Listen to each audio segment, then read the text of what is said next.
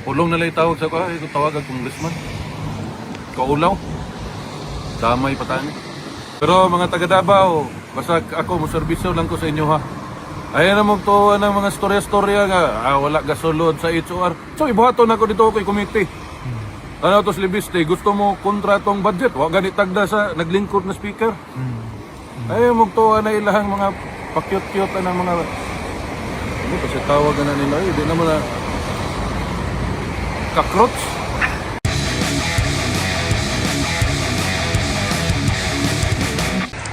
Congressman Pulong, welcome back to the Netherlands. Kamusta po kayo today? Okay lang. Gitom down na po. Hello, Kitty. Congressman Pulong, on behalf of the Filipino community here in the Netherlands and also all over the world, Happy New Year to you. Happy New Year po sa inyo. Dagang salamat sa kanunay niyong suporta sa MUAW sa mga mahan. Kamusta po ang pwede niyong ibahagi about kay PRRD today sa bisita ninyo sa kanya? Long hair na siya. Naligo siya pero wala niya gi-apil yung tiil. Ito ba to? Wala na nakaon. Panood to kay natulog lang siya whole morning. Hantod ni abot ni dito pa ni bangon. Motoy sulti sa security so wala maka-lunch. Marami pong mga kababayan natin ang Tulong na lang eh. Sir. Ganahan pagkatawag congressman? Correct. Ha? Sir Paulo, marami pong mga kababayan natin nagtatanong kasi nag-snow ngayon dito sa Netherlands. Kamusta po daw si PRRD sa lamig, sir? Wala man. Okay man ang temperature sa sunod. Okay. Kontrolado man ang temperature na may mga heater po ang ilang mga kwarto. Pati lang itlog may heater. Kamusta yung ano mo, sir? Kamusta yung adjustment mo sa weather from tropical weather to... Ay, anad na ni sa Davao. Mga taga Davao, bugnawon ba kami? Di ba? Bugnaw, maganda Davao. Sila rin may init. Correct. Init pa more.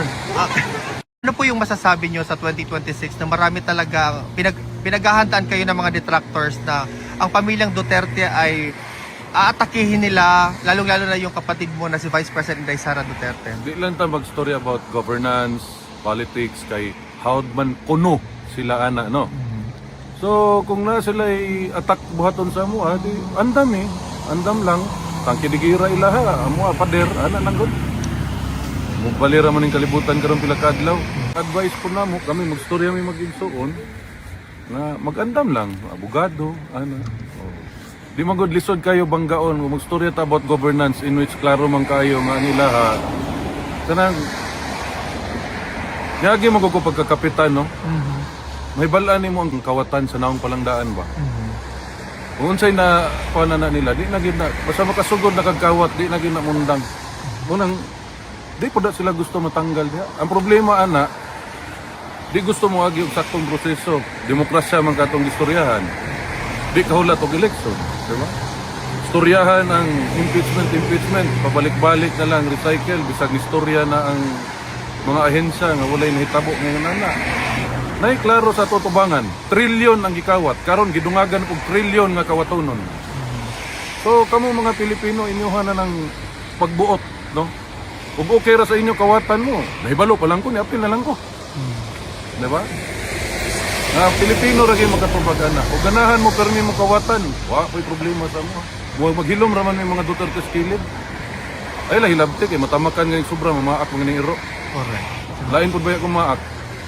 Ano po yung gusto nyong sabihin sa mga kababayan natin for the year 2026, lalo-lalo na bagong taon lang? Expect ninyo mas mapait ang inyong kinabuhi. Kabalo naman mo mga ano. Di man gyud na malikayan ng greed, no? Kawat. Di gyud malikayan. Bisag unsa o yung tanaw, wa pagani ninyo na gihalongkat ng accounts committee sa Congress ug sa Senate. Halongkat ta ninyo na makita ninyo diha tanan. Kung asa ang isa pa ka corruption diha sa mga amot sa tawag na. Pulong na lang tawag sa ko, ito tawag ang congressman. Kaulaw. Damay patani. Pero mga taga Davao, basta ako muserbisyo lang ko sa inyo ha. Ayan na magtuwa ng mga storya-storya nga, wala gasolod sa HOR. So ibuhaton ako dito kay committee. Ano to Libiste, gusto mo kontratong budget? Wa ganit tagda sa naglingkod na speaker. Ay magtuwa na ilahang mga pakyut-kyut ng mga ano kasi tawagan na nila, di naman na cockroach. Talagang iba na kultura talaga nung iba na nagtatanggol sa gobyerno. Kukunti lang naman yun. Hindi lang bend the law. Break the law na. Break the law. At namimihasa itong gobyernong ito. Ito ba yung ginawa kay Cassandra Leong? Opo. Hindi rin ako pinapayagan dumikit. Alam nyo, hindi pwede kami hindi magdemanda. Kaya kami ay dinimanda ko si Dan Fernandez Opo. for not allowing me to talk to my client. At ito ay didemanda namin. Bakit? Para hindi maging normal ang ganitong style ng ating gobyerno na bina-violate nila yung right to counsel. That is maling kalakaran. Binasahan nila ng Miranda rights. Oh.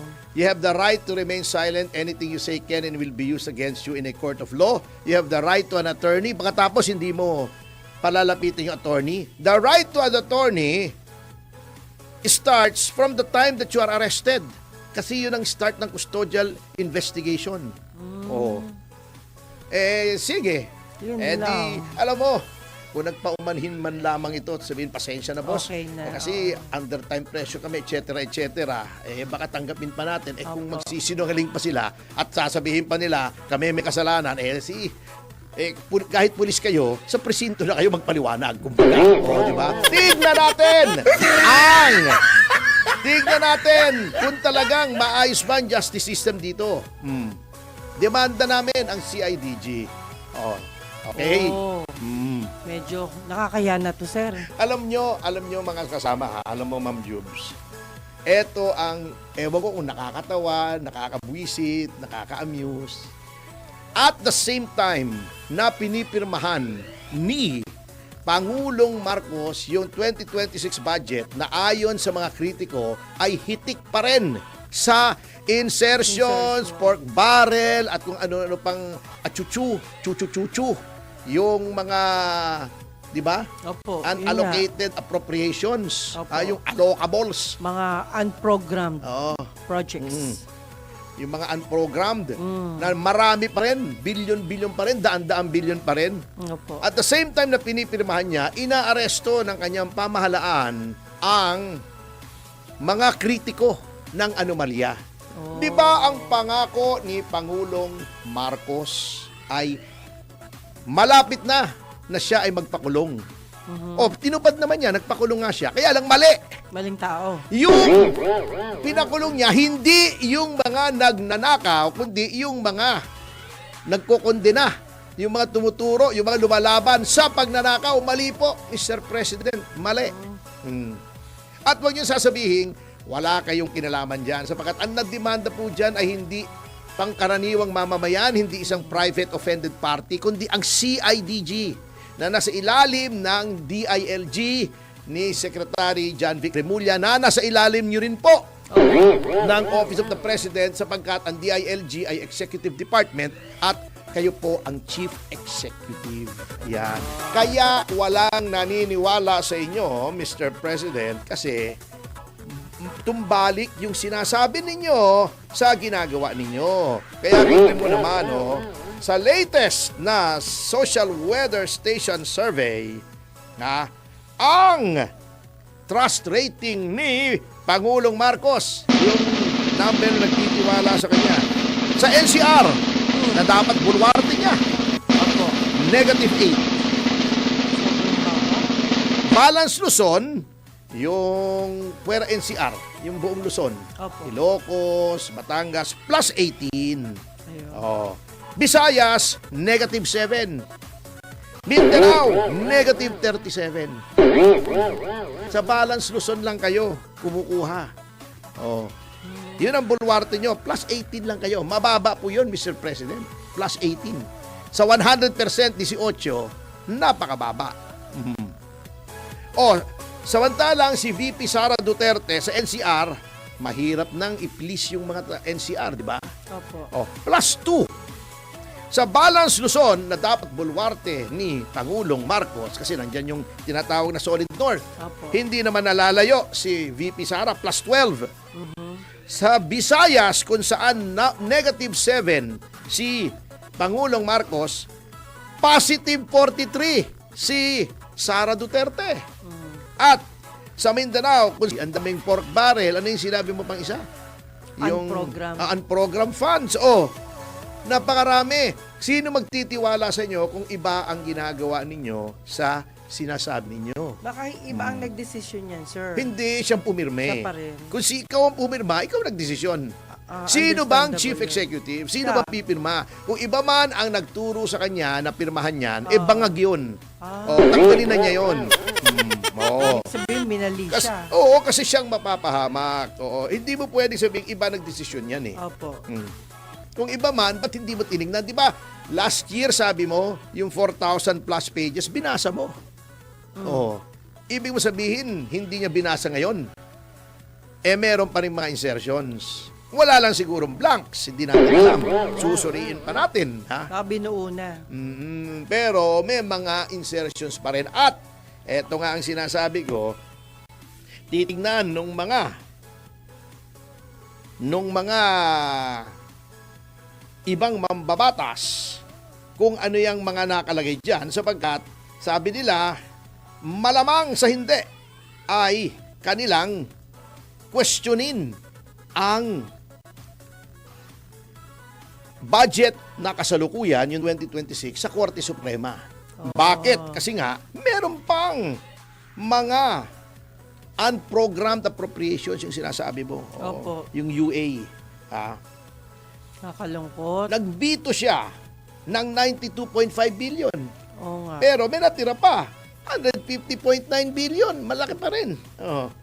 Napakataas pa rin. Yun ang mabigat. Ano yan, for the same people? Sila pa rin yun? Iba-iba na kasi iba na eh. iba-iba na. Kasi katulad naman, iba ng speaker. Opo. Pero yung distrito, di ba sinabi natin, Opo. ini-discuss natin, Yes. yung distrito ni Martin Romualdez, meron pa rin na insertion. Dalawa pa nga, di ba sinasabi nga ng iba, bakit kay Na Martin doble. dalawa? Doble. Meron ng Leyte First District, meron pang Tacloban City. Oo. Ang Kanya nangyayari, din, cover under up din ng niya. cover up, takluban sila ng takluban doon. Ayun. Yun. taklob. Tinatakluban nila yung pagkakamali nila. Oo. Naku, magagalit si Oh, Lord yan. yan ang sinasabi. Ito kito mo naman, natatawa ako rito kay Rafaelis Rectum. Kay Ralph Recto. Kasi, meron daw na probisyon. Ito yung tinatawag nating pabalat bunga, no? Halimbawa, di ba, sabi ko sa'yo, kumain ka na ba, di ba? Opo. Kain po tayo. Ito hindi pa balat bunga. On po natin yung aircon at Opo. mainit po rito. Yan, hindi pa balat bunga yan. Ibig sabihin, attorney, it seems Oo, ayun like na.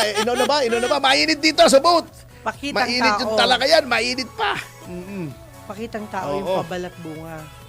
Sabi, meron daw naman na provision dun sa pork barrel na yun daw cash at mga ibang mga ayuda, Opo. yung AX, AKAP, yung mga letters of guarantee ay dapat ay umabot sa mga beneficiary ng walang politika. Yes. Pero para sa akin, very general yon. Kita mo meron ng ganong provision. Tinanong si Executive Secretary Ralph Recto, anong mangyayari kung nilabag yung provision na yon?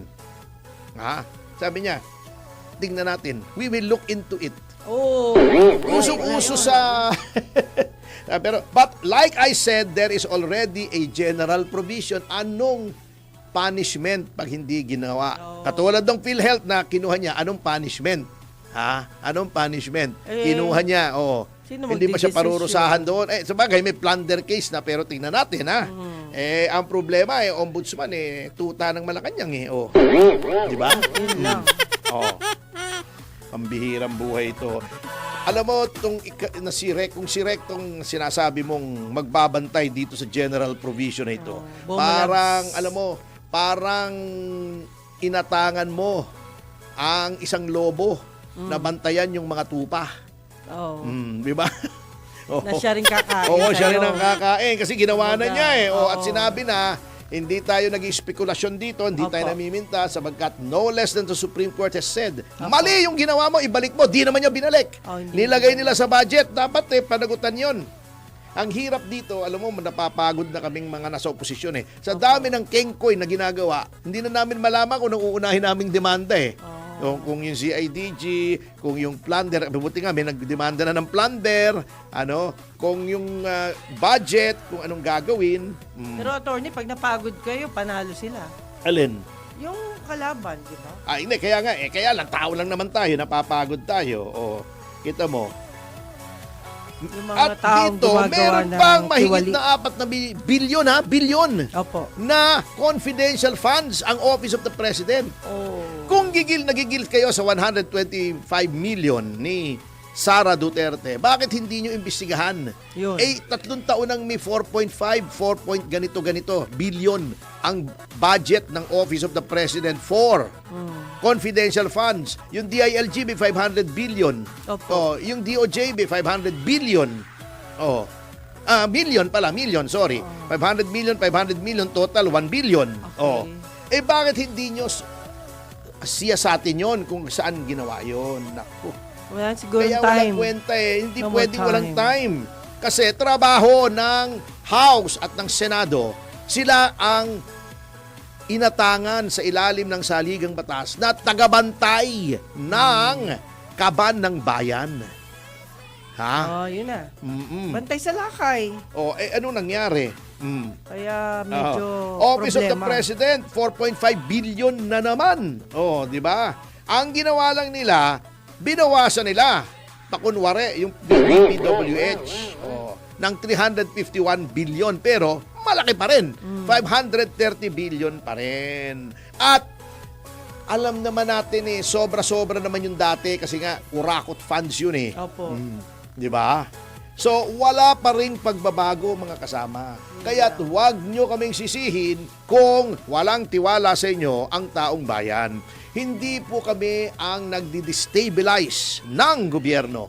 Kayo yes. po nang nasa gobyerno. Sa ginagawa nyo, ngayon papa-arrest nyo si Jess Pokis, si Romy Pokis, may classmate kasi ako Jess Pokis si Omek Pokis. Yan ang nangyayari sa inyo. Lalong nawawala ang tiwala ng taong bayan sa inyo. Masakit yun. Masakit. Nakatotohanan.